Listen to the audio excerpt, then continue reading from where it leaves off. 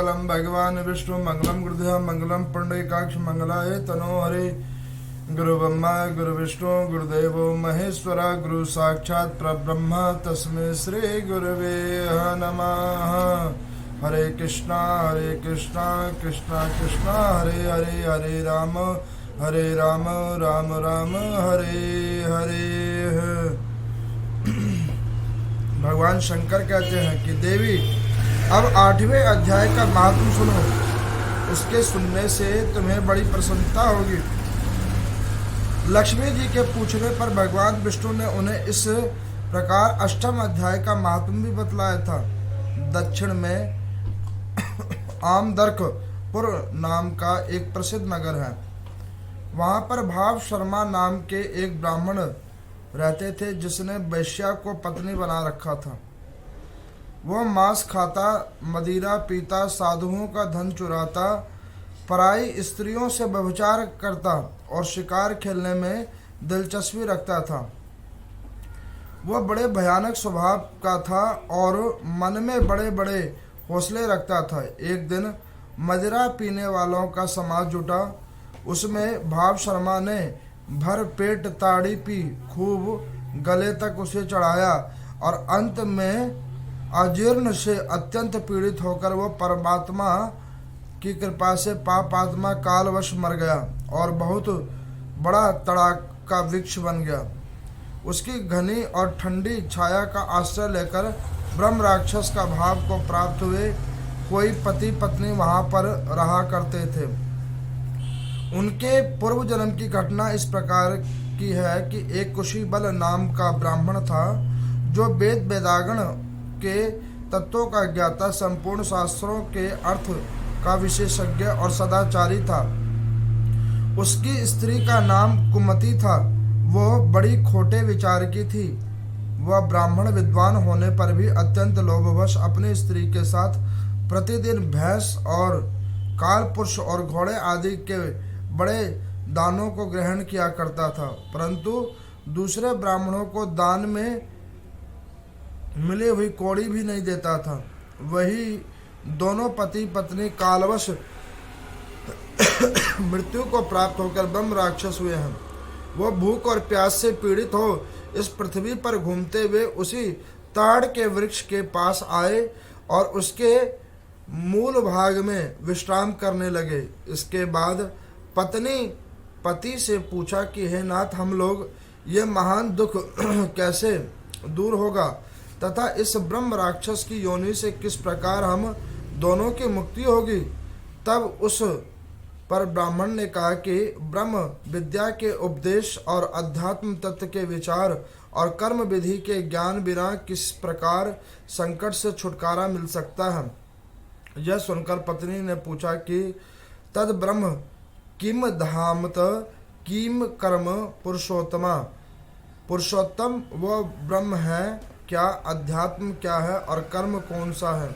उसकी पत्नी कितना कहते ही जो आश्चर्य की घटना घटित हुई उसको सुनो। उपयुक्त वाक्य गीता के 8वें अध्याय का आधा श्लोक है। उसके श्रवण से वह वृक्ष उस समय ताड़क के रूप को त्याग कर भाव शर्मा नाम के ब्राह्मण हो गए।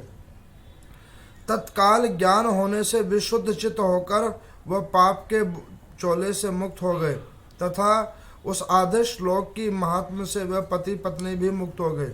उनके मुख से देवांत की ही 8वें अध्याय का आधा श्लोक निकल पड़ा। तदंतर आकाश के एक दिव्य विमान आया और वो दोनों पति पत्नी उस विमान पर आरूढ़ होकर स्वर्गलोक को चले गए। वहाँ का यह सारा वृत्तांत अत्यंत आश्चर्यजनक था। उसके बाद उस बुद्धिमान ब्राह्मण भाव शर्मा ने आदर पूर्वक उस आधे श्लोक को लिखा और देव देव जनार्दन की आराधना करने की इच्छा से मुक्तिदायिनी काशीपुरी चला गया। वहाँ उस उद्धार बुद्धि वाले ब्राह्मण ने भारी तपस्या आरंभ की। उसी समय क्षीर सागर की कन्या भगवती लक्ष्मी हाथ जोड़कर देवताओं के भी देवता जगतपति जनार्दन से पूछा कि नाथ, आप सहसा नींद त्याग कर खड़े हो गए हैं। श्री भगवान बोले कि देवी, काशीपुरी में भागीरथी के तट पर बुद्धिमान ब्राह्मण भाव शर्मा मेरी भक्ति से परिपूर्ण होकर अत्यंत कठोर तपस्या कर रहा है। वह अपने इंद्रियों को वश करके गीता के 8वें अध्याय का श्लोक जप करते हुए है। मैं उसकी तपस्या बहुत संतुष्ट हूँ।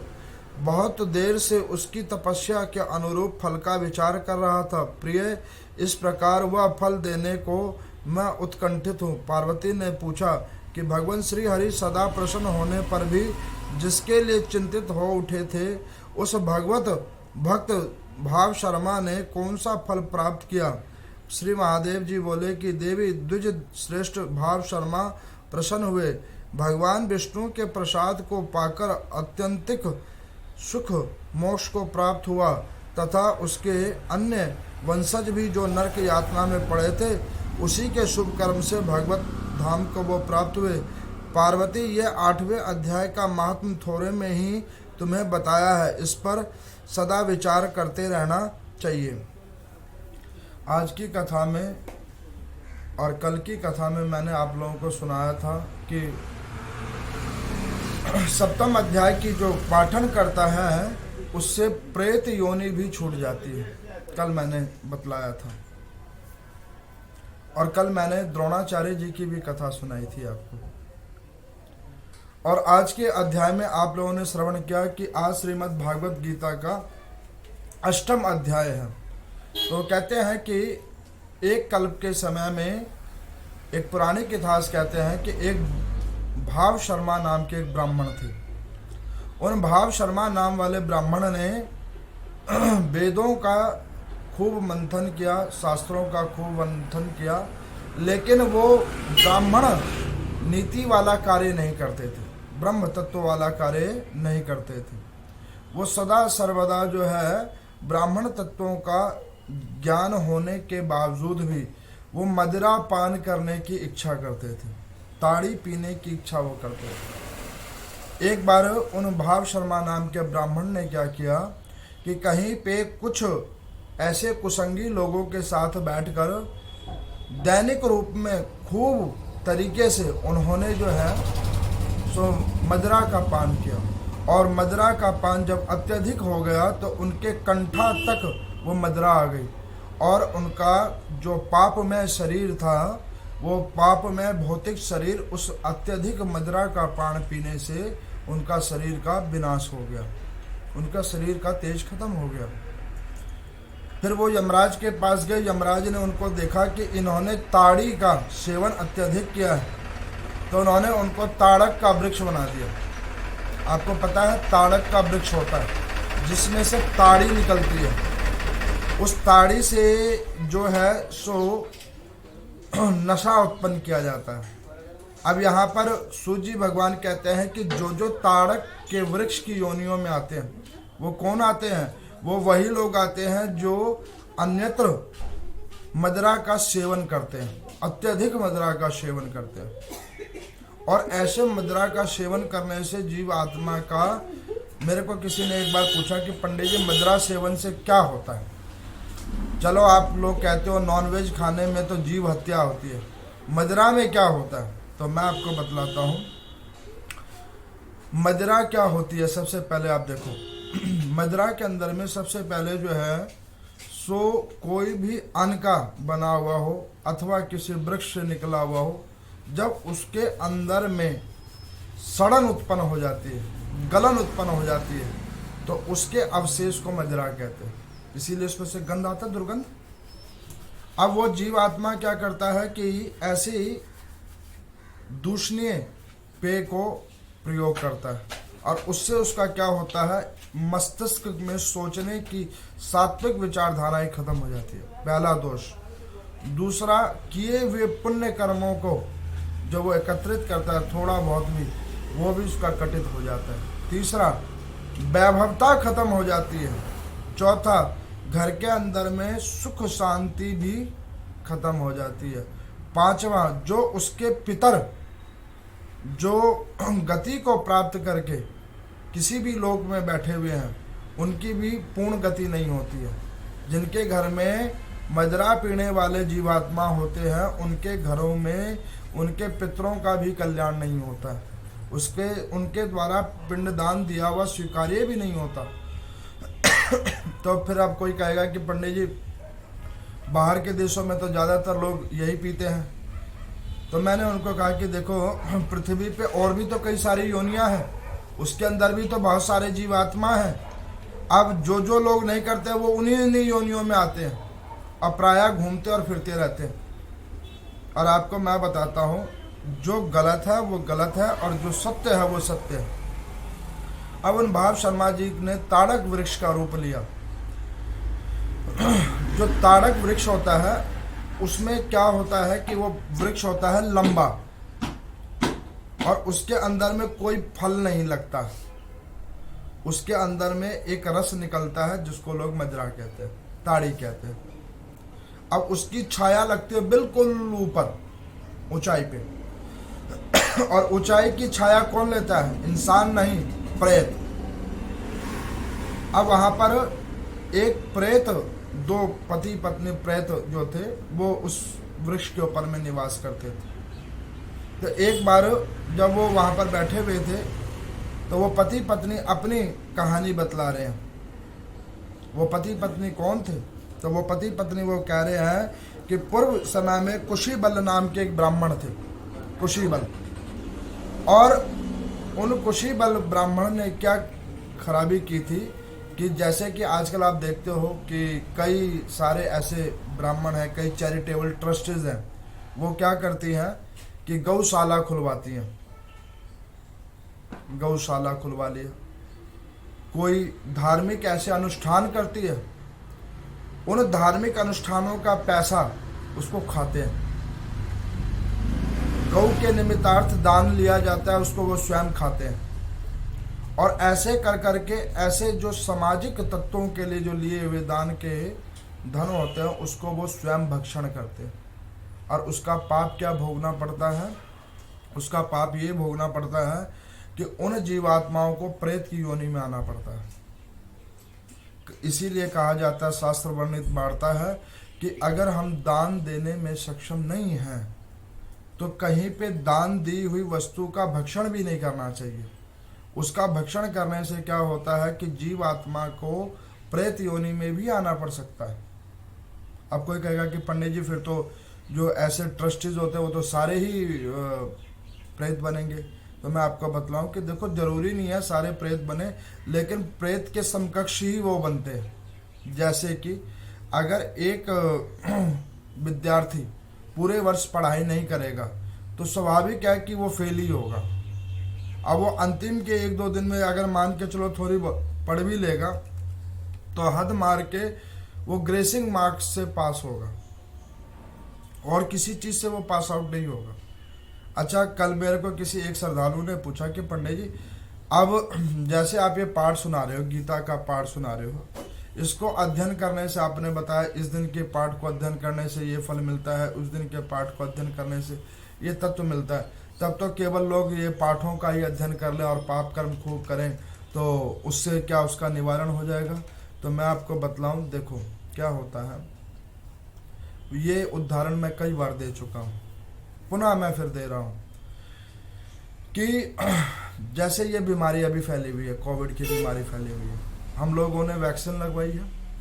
ये वैक्सीन दवाई नहीं है, ये वैक्सीन एक इम्यूनिटी बूस्टर है। हमारे शरीर के अंदर में जो इस संक्रमण को रोकने के लिए, इन कीटाणुओं को रोकने के लिए ये दूसरे कीटाणुओं का उत्पत्ति किया जाता है कि वो उनको रोके। ये उसकी औषधि नहीं है, वो संरक्षण वाले कीटाणुओं को उत्पत्ति की जाती है। उसी प्रकार से जो ये वेद शास्त्र हैं, तप है, यज्ञ है, दान है, धर्म है, और जो स्नान आदि के कर्म है, जो तीर्थ स्थलों पे स्नान होता है, दर्शन होते हैं, ये कर्मों से जीवात्मा के पाप कर्म वही कटित होंगे जिसको वो अनजाने में करेगा। जो जान के पाप किया जाएगा वो कभी भी कटित नहीं होगा, वो तो आपको उसका फल भोगना ही पड़ेगा। अब आप मान के चलो कि आपसे किसी से अकारण कोई गलती हो जाए, जैसे कि द्वादशी एकादशी वाले दिन कोई व्यक्ति अनजाने में चावल खा ले, तो उसका ये दोष कट जाएगा। कोई व्यक्ति अनजाने में कोई ऐसा कर्म उससे हो जाए तो उसका दोष कट जाएगा। लेकिन यहीं पे कोई और व्यक्ति अगर ये सोचे कि ये काम मैंने इस कल्प में करना ही करना है, जान के करना है, तो उस व्यक्ति के वो पाप कर्म कटित नहीं होंगे। तो वो कुशी बल नाम के जो ब्राह्मण थे और उनकी पत्नी थी, उन्होंने ऐसे गौओं को दान को खाया उन्होंने, और कई पशुओं को निमित्तार्थ दान होता था उसको वो खाते थे। कई और चीज़ों के निमित्त के जो दान जो जिसमें निर्मित किया जाता था कि ये उन ब्राह्मण के लिए है या उनके लिए, तो उनका भी वो दान खा जाते थे। जैसे कोई अनुष्ठान होता था उसमें 5 ब्राह्मणों की जरूरत होती थी, वो दोनों ही जाकर उन 5 का भी खा लेते थे। तो उन सब का लिया हुआ हिस्से का जो था उससे उनका पाप एकत्रित होता गया और उन्हें प्रेत की योनि बनाया। इधर ही एक ब्राह्मण ताड़क का वृक्ष बना हुआ है, दूसरा ब्राह्मण प्रेत की योनि में बना है। अब वहां पर जब वो प्रेत की योनि में उस वृक्ष के ऊपर में आए तो चूंकि वेद शास्त्रों का खूब अध्ययन किया था, आपको देखो कई आप टीवियों में देखते होंगे, कई लोग कहते हैं कि हनुमान चालीसा का पाठ करो और प्रेत भाग जाता है। ये सब मूर्खों वाली बात है। अरे वो जो प्रेत है वो भी तो कभी इंसान होगा तो पाठ करता होगा। ऐसे पाठों से प्रेत नहीं भागते हैं और ऐसे उपायों से भी प्रेत नहीं भागते हैं। वो जो तत्व कहने आएंगे, जब तक वो क्या नहीं लेंगे, उनको शांति नहीं मिलेगी, तब तक वो हटेंगे नहीं। अब वो प्रेत जो थे वो वास्तव में तो ब्राह्मण थे, लेकिन उन्होंने सदा सर्वदा ऐसे वेदों का साधन किया था, शास्त्रों का पाठन किया था, तो उन्हें गीता का 8वें अध्याय का आधा श्लोक याद था। उस आधे श्लोक को उसकी स्त्री ने बोला तो ब्राह्मण देवता ने भी उसको रिपीट करके सुनाया। उसको सुनाते के साथ वो ताड़क वृक्ष जो बने हुए भाव शर्मा नाम के ब्राह्मण थे, उनका उसी वक्त वो वृक्ष की योनि से शरीर छूटा और वो शरीर छूटकर उनका पूर्ण रूप भाव शर्मा वाला ही आ गया। लेकिन अब जो उनको शरीर मिला है वो उस शरीर से जुड़े हुए सारे संबंध खत्म होके मिला है, क्योंकि उस शरीर से जो जुड़े हुए स्त्री थी, पुत्र थे, संतान थे, उनके लिए वो मृतक हो चुका है। अब वो उन्होंने घूमकर पीछे भी नहीं गए, वो वहां से उठकर काशीपुरी की ओर गए और उन दोनों पति पत्नी ने जो प्रेत देह में थे, तो उन प्रेत देह में जो उन्होंने इस 8वें अध्याय का आधा भाग जो श्लोक का उन्होंने पढ़ा, उस आधे भाग के प्रभाव से उनकी भी प्रेत योनि मुक्त हुई। वो दोनों स्वर्ग की ओर गए और ताड़क के रूप में जो भाव शर्मा नाम के ब्राह्मण थे वो काशीपुरी के अंदर में गए और काशीपुरी के अंदर में जाकर उन्होंने वहां पर जाकर भगवान नारायण का भजन और कीर्तन करना प्रारंभ किया है। और उस काशीपुरी क्षेत्र के अंदर में उन्होंने भगवान नारायण के निमित्तार्थ तप और यज्ञ का अनुष्ठान किया। अब उस तप और यज्ञ के अनुष्ठान के प्रभाव से भाव शर्मा के उस किए हुए पुनित कर्मों के प्रभाव से भगवान नारायण प्रसन्न हुए हैं और वो क्षीर सागर से उठकर पृथ्वी लोक पर आए हैं और उस काशीपुरी नगरी के अंदर में आकर उन ब्राह्मण देवता को उन्होंने दर्शन दिया और उनको उन्होंने मुक्त करके मोक्ष को प्रदान किया। मोक्ष की प्राप्ति करके भाव शर्मा जी को अनंत भक्ति का आशीर्वाद देकर भगवान नारायण गए हैं। तो यहाँ पर महादेव कहते हैं कि देखो देवी, जो भी कोई ऐसे 8वें अध्याय के पाठ को श्रवण करता है, उस पाठ का जो महात्म जो मैं आप लोगों को सुना रहा हूँ, मैं आप लोगों को एक और चीज वर्णित करूँ कि देखो दैनिक रूप में जो भी ये जो कथा हो रही है, ये कथा अध्यायों का महात्म सुनाया जा रहा है। जो महात्म जो पद्म पुराण के अंदर में वर्णित है उसका मैं आप लोगों को दैनिक रूप में महात्म सुना रहा हूँ। तो उस 8वें अध्याय का महात्म ये कहता है कि भगवान शंकर कहते हैं कि जो भी कोई ऐसे 8वें अध्याय के इस महात्म को श्रवण करता है, उसको चिंतित करता है, तो उसको अगर वो ऐसे कोई कुसंग करता है तो इस पाठ के माध्यम से उसके कुसंग में कमती आती है। खत्म नहीं हो जाएगा लेकिन उसका दैनिक पाठन करेगा, चिंतन करेगा, तो उसमें उसकी कुछ कमती आएगी। और कमती आने से उसमें क्या होगा कि कई चीज़ों में उसके अंदर में प्रभाव जागृत होगा। तो यहाँ पर ये अष्टम अध्याय की ये कथा मैंने आप लोगों को सुनाई है। कल मैंने आप लोगों को सुनाया था महाभारत की उसके अंदर में कि द्रोणाचार्य जी और कृपाचार्य जी सदगति को प्राप्त हुए। युधिष्ठिर जी महाराज धर्मराज की गद्दी पर जो आरूढ़ हैं, उन्होंने अपने मुख से कहा था कि गुरुदेव अश्वत्थामा नाम का गज नहीं रहा। और गुरुदेव ने उस वाणी को सत्य जानकर कि मेरा ही बेटा मर गया है, रथ से नीचे उतर गए थे और वीर गति को वो प्राप्त हुए। अब इधर दुर्योधन ने देखा कि आज जो कुल के सबसे ज्ञाता, शास्त्रों के ज्ञाता और शस्त्रों के ज्ञाता, ऐसे गुरुदेव भगवान भी अब साथ छोड़ चुके हैं। अब कुछ किया जाए। तो उन्होंने क्या किया कि एक मन बनाया। क्या मन बनाया? उन्होंने देखा कि अब हमारे सारे भाई मारे गए हैं दैनिक रूप में, इतने सारे कौरव मारे गए, लेकिन पांडवों की एक भी क्षति नहीं हुई है। अब हमें पांडवों की क्षति करनी है। तो उन्होंने चक्रव्यूह बनाया, चक्रव्यूह का साधन किया। अब चक्रव्यूह का जब साधन किया तो जयद्रथ था वहां पर, जो दुर्योधन का जीजा था। उस जयद्रथ ने क्या किया कि उस जयद्रथ ने अपने साले की बात में आकर अर्जुन को वो लेके गया युद्ध क्षेत्र से बाहर युद्ध करने के लिए, खींचता हुआ लेके चला गया। और इधर अभिमन्यु, जिसने माता की गर्भ के अंदर में उन चक्रव्यूहों के अंदर घुसना तो सुना था, लेकिन निकलना नहीं सुना था, और वो अकेले बीच में घुसता चला गया, घुसता चला गया, घुसता चला गया। और युद्ध के मध्य में आते के साथ ही जब उसे कोई रास्ता नहीं मिला, तो उस अभिमन्यु को उन सारे जितने भी वहां पर एकत्रित वो थे, सब ने मिलकर एक निहत्थे के ऊपर में उन्होंने प्रहार किया और उस अभिमन्यु को वीर गति की प्राप्ति करवाई। अब यहाँ पर सूर्य भगवान कहते हैं कि देखो, शास्त्रों में वर्णित है, असहाय महिला, असहाय बालक, वृद्ध, इनके ऊपर में कभी अत्याचार नहीं करना चाहिए।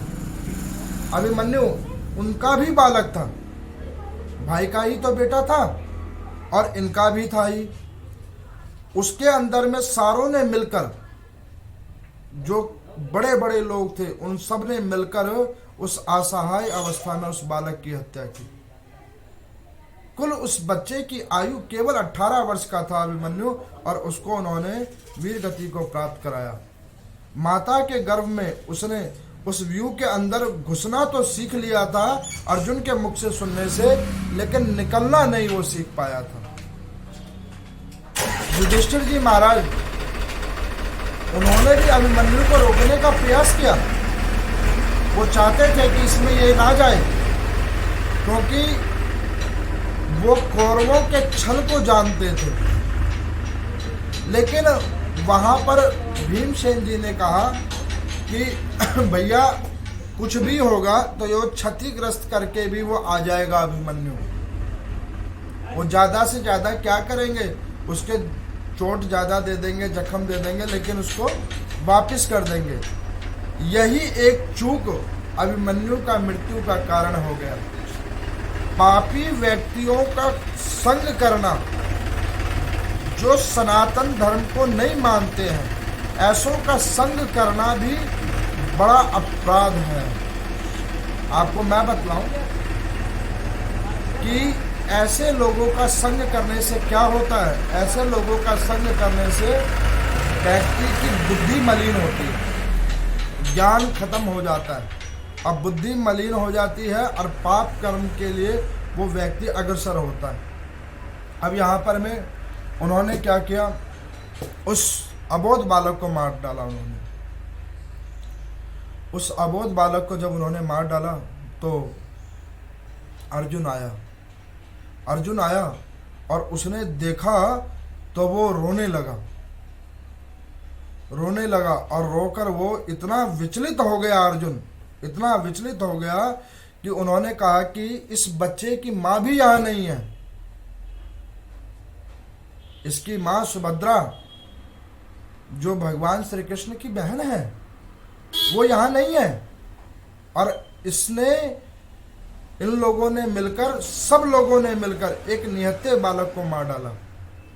भीष्म पितामह जी ने एक रूल बनाया था कि जो बगैर शस्त्र का हो जाए तो उसके ऊपर में कोई बाण नहीं चलाएगा। लेकिन उन्होंने उस निहत्थे बालक के ऊपर में, और सब ने एक साथ मिलकर करा। भीष्म पितामह जब तक थे उसमें एक नियम बनाया था कि निहत्थे के ऊपर में प्रहार कोई नहीं करेगा और एक व्यक्ति से एक व्यक्ति ही लड़ेगा, दूसरा उसमें नहीं बल प्रयोग करेगा। लेकिन ये कर्म करके उन्होंने वो सारे नियमों का खंडन कर दिया। आज भीष्म पितामह ने सुना कि कौरव लोग बड़े खुश हो रहे हैं, उल्लास मना रहे हैं, एक निहत्थे बच्चे को मारकर वो बड़ा उल्लास कर रहे हैं। हमारे सनातन धर्म में ऐसी और कई प्रथाएं आप देखते होंगे कि कई घरों में ये पहले ऐसा होता था। अब तो चलो माँ भगवती की बड़ी अनुकंपा हुई कि गवर्नमेंट ने कुछ स्ट्रिक्ट एक्शंस लेना शुरू किया, पुत्रियों के अंदर में असमानताएं देखना बंद कर दिया। पहले क्या होता था कि अल्ट्रासाउंड वाले बतला देते थे कि गर्भ के अंदर में पुत्री है। उस असहाय अवस्था वाली बच्चियों को क्रूर माता पिता जन्म लेने से पहले मार दिया करते थे और उसका पाप कर्म कहां कहां तक भोगते थे कोई नहीं जानता। ऐसे माता पिताओं को कीड़े लगते थे, कीड़े जो भ्रूण के अंदर में, गर्भ के अंदर में उन कन्याओं की हत्या करते थे, असहाय अवस्था वालों की। कभी भी असहाय व्यक्तियों के ऊपर में ऐसे कर्म नहीं करना चाहिए, क्योंकि देखो जो समर्थ है वो तो खुद ही समर्थ है, लेकिन जो असहाय होता है उसका समर्थ भगवान होते हैं। और आप जो ऐसे कर्म करते हो असहाय व्यक्ति के ऊपर में, तो उसका दोष भगवान देते हैं, उसका फल, उसका दंड भगवान देते हैं भोगने के लिए। अब उस अभिमन्यु को मार दिया, और अभिमन्यु को मार दिया। अर्जुन आए, इधर भीष्म पितामह ने क्या सुना कि अभिमन्यु मारा गया। दुर्योधन की वहाँ पे बड़ी कोलाहल मच रही थी, सब वहाँ पर मदिरा का पान कर रहे हैं, खूब मौज मस्ती कर रहे हैं, आनंद हो रहा है, नित्य गायन हो रहा है। भीष्म पितामह ने सोचा कि इतने भाई इनके मर गए हैं 3 दिन के अंदर में, और यहाँ पर ये किस प्रकार की खुशी हो रही है। तो एक सेवक को भेजा कि जाओ देख के बतलाओ वहाँ क्या हुआ है। तो उन्होंने कहा कि पितामह, अर्जुन के बेटे को इन सब ने मिलकर निहत्थे बालक को मार दिया है। ये सुनकर भीष्म पितामह को अंदर से बड़ा दुख हुआ। दुर्योधन की स्त्री आई भीष्म पितामह को प्रणाम करने के लिए संध्या कालीन, और उन्होंने उनको क्या कहा कि पुत्री, आज तेरे घर वाले ने जो और घृणित कर्म था वो भी कर दिया, संतान की भी हत्या उसने कर दी। अब तेरा पति नहीं बचेगा, अब मैं तुझे देता हूँ श्राप। भीष्म पितामह जी ने दुर्योधन की पत्नी को आज 5 दिन पहले ही कह दिया कि अब तेरा पति नहीं बचेगा, जा। अब इसके भाग्य में मृत्यु लिखी हुई है, अब ये मर के रहेगा, अब इसे ये साम्राज्य भी नहीं मिलेगा, इसने असहाय बालक की हत्या की है। अर्जुन आए, युद्ध पे से देखा बेटे का, सबसे पूछा ये क्या हो गया। तो उन्होंने कहा कि सारे श्रेष्ठ जनों ने मिलकर इस असहाय बालक को एकत्रित होकर मार दिया, जान से मार दिया। अब इस करुण दृष्टि को देखकर अर्जुन विचलित हो गया।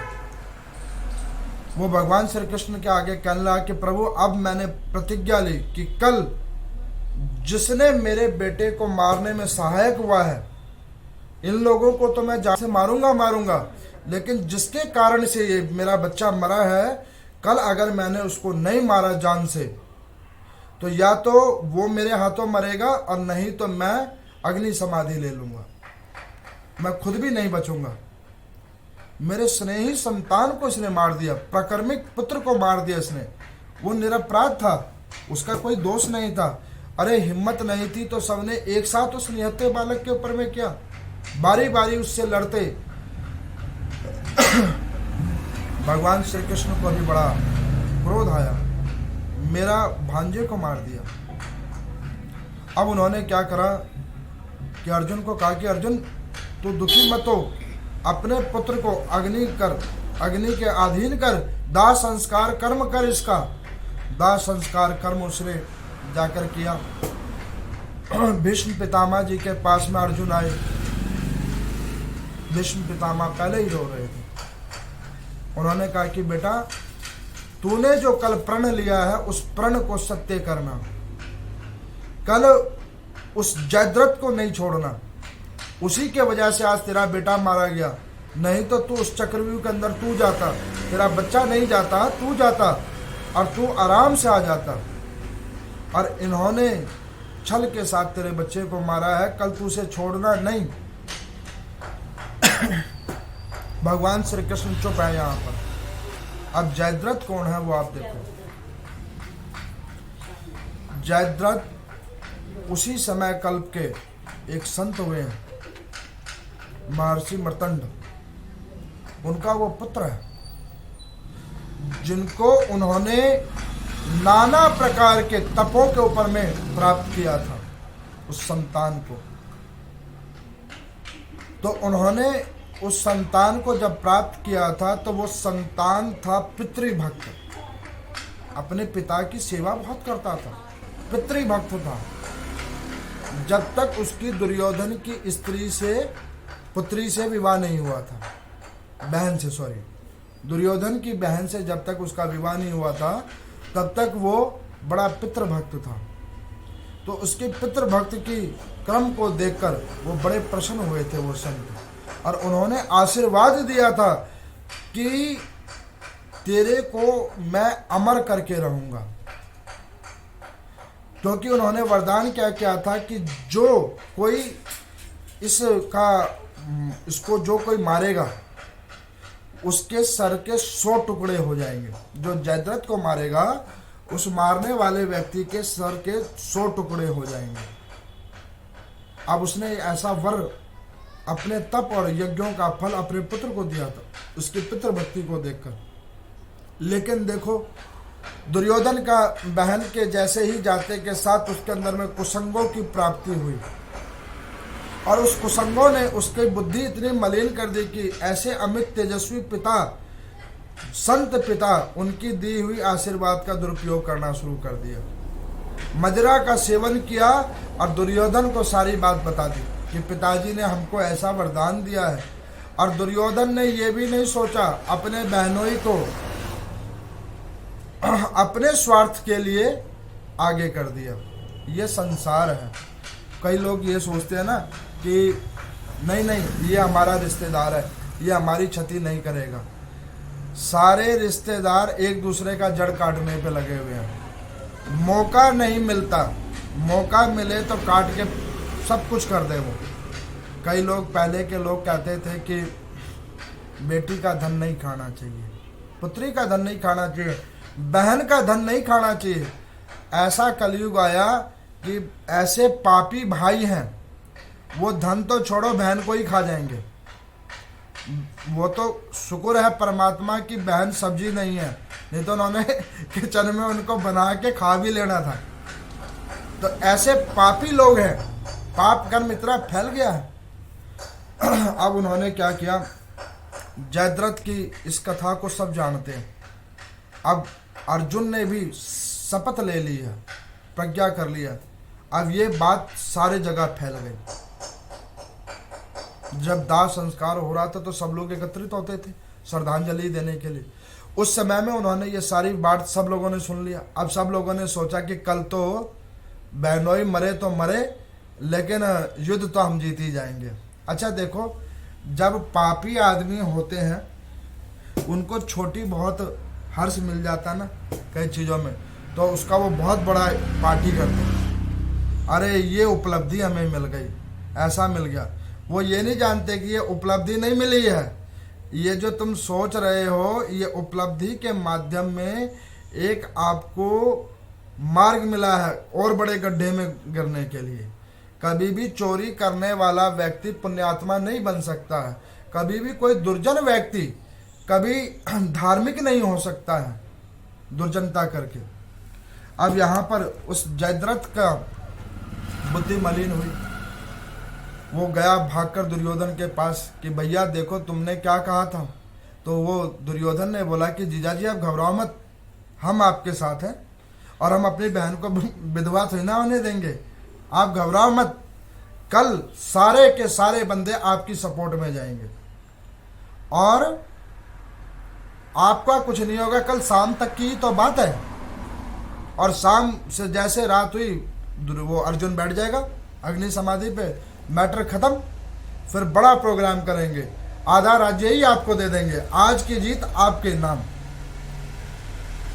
अब उन्होंने वो कहा, जयद्रथ अपने खेमे में गया, दुर्योधन की पत्नी आई, उन्होंने कहा कि बाबा ने बोला है कि बाबू अब तू बचेगा नहीं। दुखित होकर उन्होंने बोला है कि ये काम तुमने ठीक नहीं किया।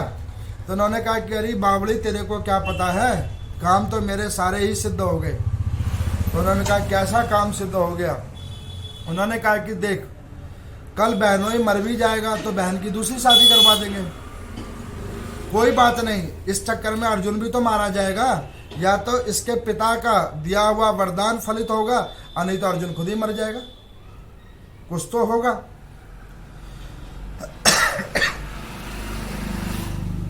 ये बात दुर्योधन की बहन ने सुन लिया, दुर्योधन की बहन ने सुन लिया, मन में बड़ा दुख हुआ। ऐसा भाई, ऐसा पापी भाई जो अपनी बहन को ही विधवा करना चाहता है, ऐसा पापी भाई। वो रोती हुई आई और उसने जाकर अपने पिता को बोला, धृतराष्ट्र को, ऐसे अंधे पिता को बोला जो आंखों से तो अंधा था ही, बुद्धि से भी अंधा था। धृतराष्ट्र ने कहा कि बेटी मैं क्या करूं, अब शासन तेरे भाई का है, मैं कुछ कर नहीं सकता। रोती बिलखती वो बहन निकली, अब वो पति के पास क्यों नहीं गई कहने के लिए, अब उनको जाकर कहेगी तो वो क्या सोचेंगे कि ऐसा इसका भाई है, बाप है, जो मेरे को ही मरवाने के पीछे लगा है। अब वो रोती बिलखते हुए उसने क्या किया कि पास के नज़दीक वाले कूप में जाकर दुर्योधन की बहन छलांग मार के गिर गई और अपने शरीर का विसर्जन कर लिया उसने। ऐसे पापी भाई। अब दुर्योधन को एक पाप कर्म और लग गया, बहन की हत्या का कलंक और उसको लग गया। अब अगले दिन, ये अभी कहानी जयद्रथ को नहीं पता, जयद्रथ को भी ये सब नहीं पता, उसको पता नहीं चलने दिया, उसको तैयार किया, मदिरा पिलाया, तैयार किया और युद्ध करने के लिए उसको लेके गए। अब जयद्रथ के आगे हुआ, भगवान बैठे, अर्जुन को कहा कि तुमने भैया ऐसा क्यों शपथ ले लिया, अब ये कैसे पूरा होगा, तुम्हें पता है उसका बाप ने उसको वरदान दिया है, उसके पिता जो एक संत है उन्होंने उसको वरदान दिया है कि जो इसको मारेगा उसके 100 खंड हो जाएंगे शरीर के। अपने मरने का तो तुमने खुद ही कर लिया है, तुमने खुद ही कह दिया अगर मैं नहीं मार पाऊंगा तो मैं अग्नि समाधि ले लूंगा। तो उन्होंने कहा कि प्रभु मुझे अब अपना आपा नहीं सूझ रहा है, इसने मेरे बेटे को मारा है, मैं अब इसको छोड़ूंगा नहीं। तो उन्होंने कहा कौन सा बेटा तेरा, किस बेटे की तू बात कर रहा है। उन्होंने कहा कि क्यों आपने देखा नहीं, ये जो लेटा हुआ था ये मेरा ही तो बेटा था।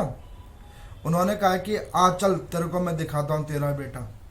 अब भगवान श्री कृष्ण अर्जुन को लेके आए हैं, वहां पे एक बालक खेल रहा है, उस बालक को देखा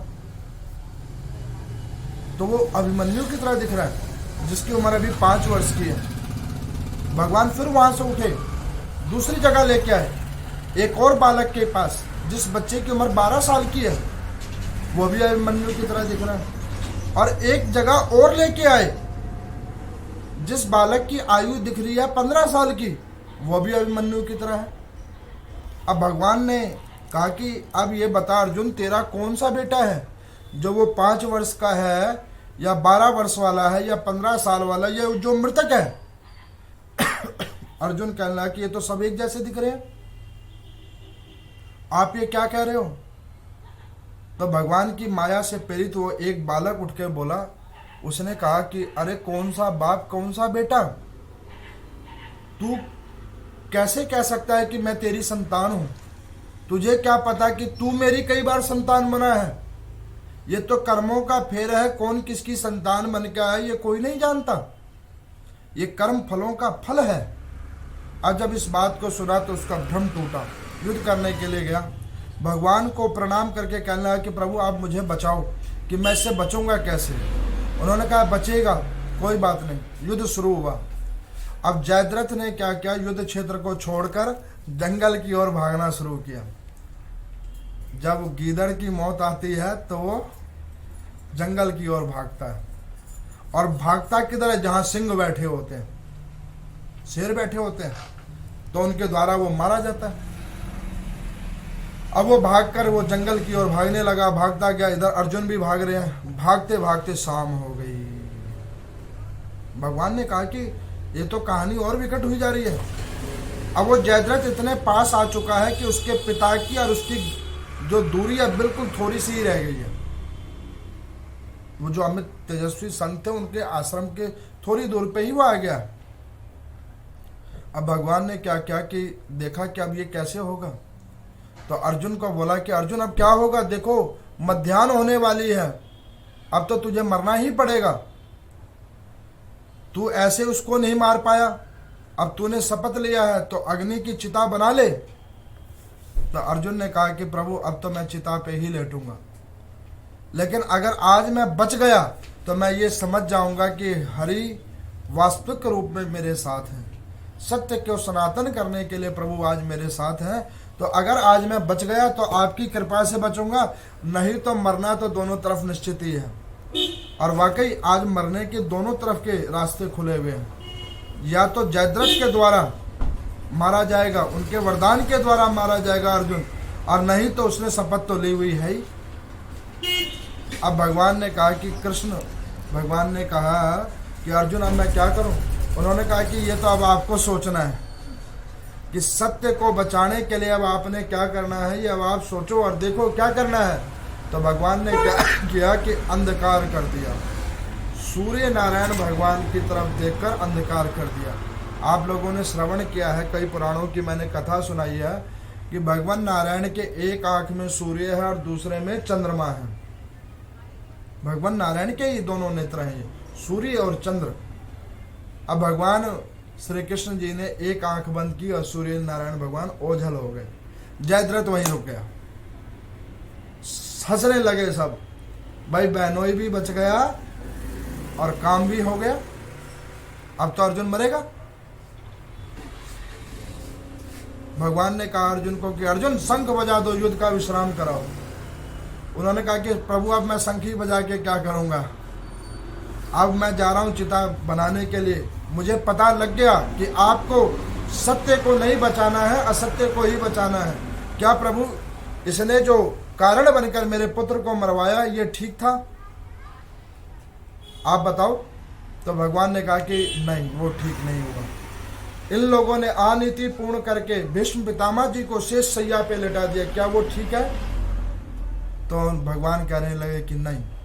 उन्होंने कहा कि द्रोणाचार्य को देखो, हमारे गुरुदेव भगवान थे, वो निरपराध थे, उनके कारण हम लोग बन गए, उनका ये इन्होंने संहार करवाया हमसे, क्या वो ठीक था? कहने लगे कि नहीं, वो भी ठीक नहीं था। द्रौपदी का चीर हरण हुआ, क्या वो ठीक था? तो उन्होंने कहा कि नहीं, वो भी ठीक नहीं था। अच्छा, अब आप ये बताओ कि रंगशाला आदि के अंदर में इन्होंने हमें जलता हुआ मकान के अंदर छोड़ दिया था, क्या ये ठीक था? तो भगवान ने कहा कि नहीं अर्जुन, ये सब गलत कर्म हुए हैं, इनमें से ठीक कुछ भी नहीं था। तो प्रभु जब ठीक कुछ भी नहीं था तो मैंने अगर ये ठीक डिसीजन लिया है तो आप इसके अंदर में क्यों नहीं उतर रहे हो? तो यहाँ पे सूर्य भगवान कहते हैं कि सत्य कर्म करने पे, परोपकारी कर्म करने पे व्यवधान ज्यादा होता है। उसमें कष्ट ज़्यादा होता है, परीक्षाएं ज़्यादा होती हैं। लेकिन भगवान वहाँ पे देखते हैं कि इस परीक्षा को ये साधक झेल पा रहा है कि नहीं झेल पा रहा है, इस परीक्षा से वो पार हो पा रहा है कि नहीं हो पा रहा है, उसकी भक्ति की प्रकाष्ठा उतनी है कि नहीं है। उन चीज़ों को देखने के बाद में भगवान फिर अपना फल देते हैं। भगवान ने कहा कि अर्जुन उठा गांडीव और देख तमाशा। इधर जो जयद्रथ का पाप मंडरा रहा था, वो जो दूर भाग गया था, वो अर्जुन के पास आ गया, बिल्कुल बिल्कुल पास आ गया, हंसने के लिए आ गया कि भैया अर्जुन अब तो तू मारा गया। अब भगवान ने देखा कि उसकी और उसके पिता की दूरी अब कम ही है। भगवान श्री कृष्ण ने कहा कि अर्जुन ऐसे तीर चलाओ कि जयद्रथ का जो मुख है, इसका जो सर है, वो उसी के पिता की ही गोदी में गिर जाए। ऐसे पुत्र लोभी भी महात्मा नहीं होने चाहिए, जो ऐसे आतात्यायी बच्चों को ऐसा दे दे। जैसे कि मान के चलो, कई माता पिता क्या करते हैं, छोटी उम्र वाले बच्चों को गाड़ी दे देते हैं, अब वो बच्चे एक्सीडेंट कर देते हैं। ऐसे देने वाले माता पिता गलत है। जब तक उनका लाइसेंस नहीं बना है, उन्हें गाड़ी नहीं देनी चाहिए। दूसरी वार्ता, आप बच्चों को सिखाओ। हम ये नहीं कहते कि गाड़ी चलाना बच्चों के लिए गलत है, गाड़ी चलाना बिल्कुल ठीक है, लेकिन आप साथ बैठो, ऐसे गाड़ी मत दे दो, क्योंकि अभी उनकी बुद्धि विवेक उतनी खुली नहीं है, उन्हें इन चीज़ों का भान नहीं है। अब जैसे ही वो आगे आया, भगवान श्री कृष्ण ने कहा कि अर्जुन गांडीव उठा और इसका सर ऐसे काट के फेंक जो इसके पिता की ही गोदी में गिर जाए। अब अर्जुन ने वैसा ही किया, उठाया और बहनोई का सर धड़ से अलग किया जयद्रथ का, और सीधे पिता की गोदी में गिरा। वो महात्मा जी ने जो दिया हुआ था वरदान, वो भी इधर उनको फलित हो गया। अब यहाँ पर सूर्य जी भगवान से कहा कि भाई महात्मा ही क्यों मर गए, और महात्मा के साथ बेटा भी मर गया और अर्जुन बच गया, ये कैसे हो गया? तो सूर्य जी भगवान कहते हैं कि जिन अग्नि नारायण भगवान ने ये उनको वरदान दिया था तप के ऊपर में, तो उन्होंने फिर जाकर इस बात को भी कहा था कि इसका सदुपयोग करना, दुरुपयोग नहीं करना। उन संत ने उसका दुरुपयोग किया, उसका फलस्वरूप बेटा भी गया और उनका खुद के भी सर के 100 टुकड़े हो गए उन महात्मा के। अर्जुन अपने खेमे में आया। तो यहाँ पर मैं आज की कथा में मैंने आप लोगों को इस विश्वास की कथा को सुनाया है, जो भगवान के अंदर में विश्वास कर लेता है, और जो भगवान के अंदर विश्वास कर लेता है और भगवान के ऊपर निष्ठा कर लेता है, तो अगर उसके आगे भी मौत हो, पीछे भी मौत हो, तो भी भगवान सहायक बन के आ जाते हैं। तो इस प्रकार से आज जो भी कोई श्रीमद् भागवत गीता के इस 8वें अध्याय का पाठन जिन्होंने भी श्रवण किया है, उन लोगों को इस पाठन के अध्याय के श्रवण करने के अनुसार 11 बार गीता के पाठन के बराबर का फल मिलता है, इसको श्रवण करने का फल। तो इस प्रकार से इस 8वें अध्याय का पाठन और श्रवण हर कोई करे, जिससे अपने दैनिक पाप कर्मों की निवृत्ति हो सके। ओम नमो नारायण।